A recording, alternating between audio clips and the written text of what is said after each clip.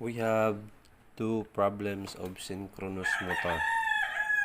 First problem is a three-phase star-connected synchronous motor draws 70 amperes at 0.8 power factor leading when connected from a 6.6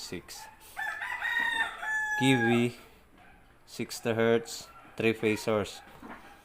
At this load, the machine operates with an efficiency of 90%.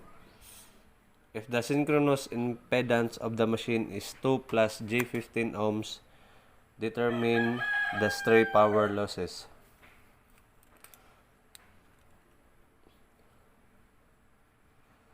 We have our formula.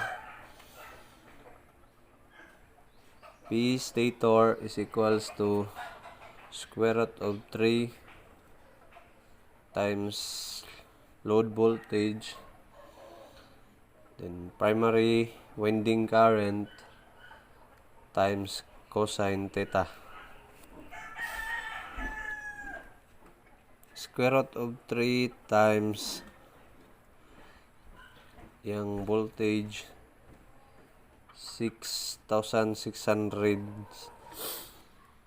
kay kaan man kilovolts man times primary 70 amperes times yung power factor 0.8, then square root of 3 times 6,600 times 70 times 0.8 is equals to, we have 640,165.9,785.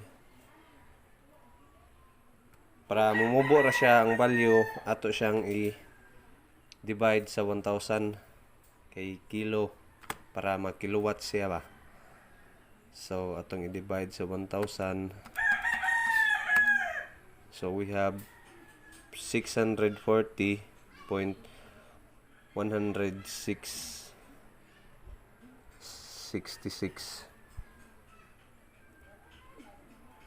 kilowatts.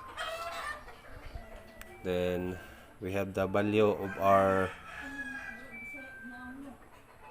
stator.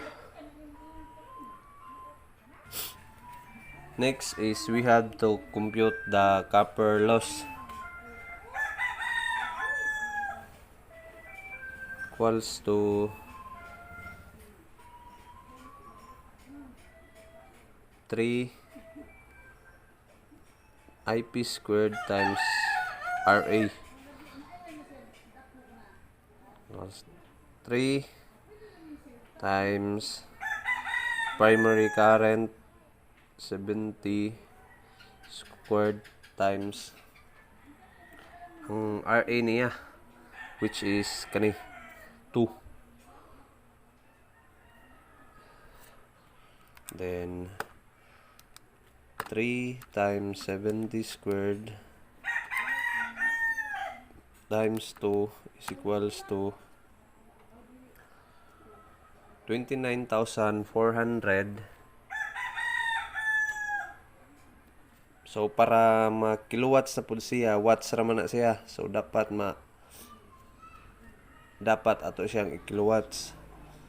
Then ato siyang i-divide sa 1,000. So we have 29.4 kilowatts. We have the value of our copper loss. The next is the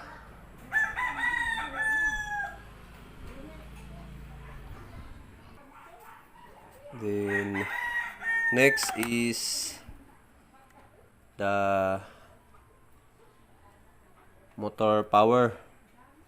Since ang muna yung formula, efficiency is equals to motor power over P stator. So ang atong pamilyon is ang motor power.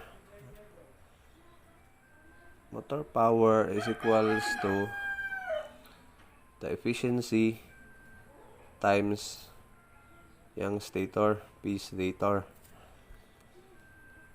Then, ang atong efficiency is 90% or 0.9 times value na to sa P stator 640.166 is equals to 0.9 times 640.166. We have 576.15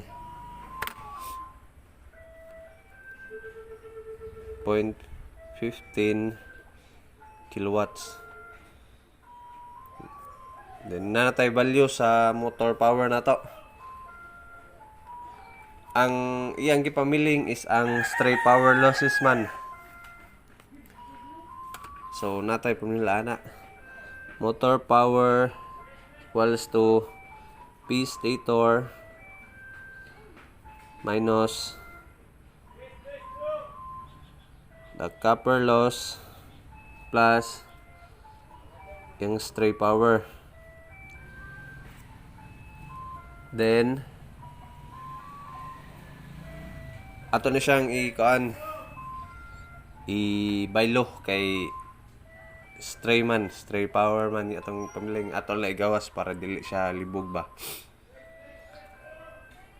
So ana sa siya, motor power is equals to P stator minus copper loss minus stray power. Minus siya kay kuan man negative times positive, so negative. Then ato na siyang i-baylo. Ay wala na din niday, wala nilabot. Then stray power equals to P stator minus copper loss minus motor power. Then value na to sa P stator 640.166 minus sa copper 29.4 minus pa sa yang motor power 576.15. So ato nang i-compute 640.166 minus 29.4 minus 576.15 is equals to 34.616 or 35 kilowatts. Then ang atong final answer sa stray power losses is equals to 35 kilowatts. Then problem number 2. A 75 horsepower, 600 volt, 1000 RPM, 3-phase Y connected synchronous motor has an armature resistance of 0.05 ohms per phase and a leakage reactance of 0.45 ohms per phase. The efficiency at rated load is 80%. Power factor leading is 92%. Determine the mechanical power developed within the armature.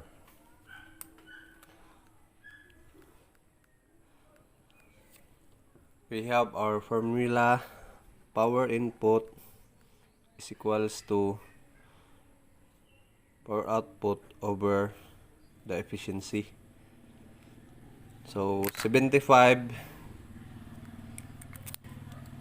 horsepower times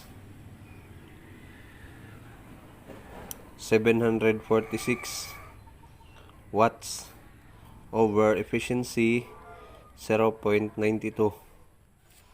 Then compute 75 times 746 over 0.92. We have 60,815.217 watts. We have the value of power input.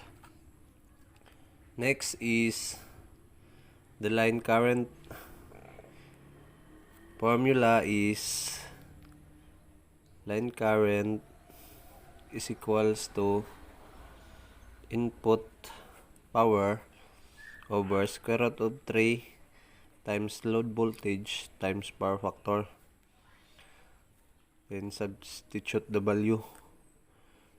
60,815.217 over square root of 3 times yung volt 600 times power factor is equals to 0.8.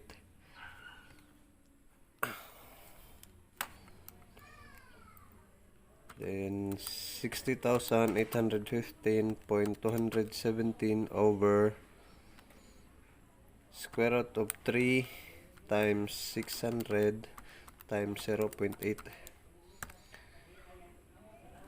equals to 73.149 or 73.15 amperes. So we have the value of the line current. Then ang iyang gipamiling is ang power development within the armature. Then we have the formula. Power develop is equals to P stator or our input power minus 3 times primary current squared times the armature resistance. So substitute our value. 60,815.217 minus 3 times iyang primary, which is 73.15 or ang iyang line current na niya.